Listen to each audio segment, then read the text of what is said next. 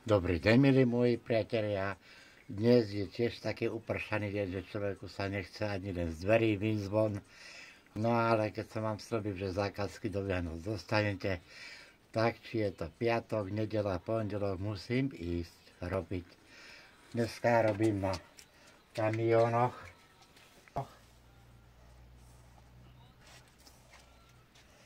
Takýchto,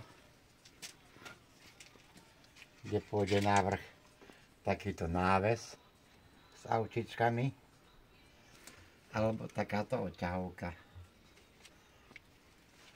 Ďakujem, že ma sledujete naďalej.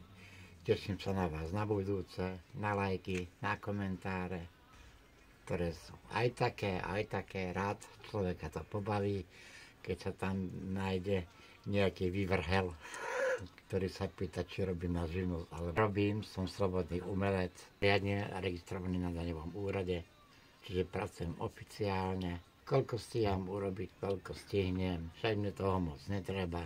Len aby bolo na prilepšenie k živobytiu, aby človek mohol viesť plnohodnostný, dôstojný a hlavne kultúrny život, lebo naň podľa mňa nemá nik, lebo všetko ide hore, peniažky každému chýbajú, je to biedné. Tak ďakujem, že ma ešte raz sledujete. Držím palce všetkým Slovákom. Kvalitne, nie na kvantitu.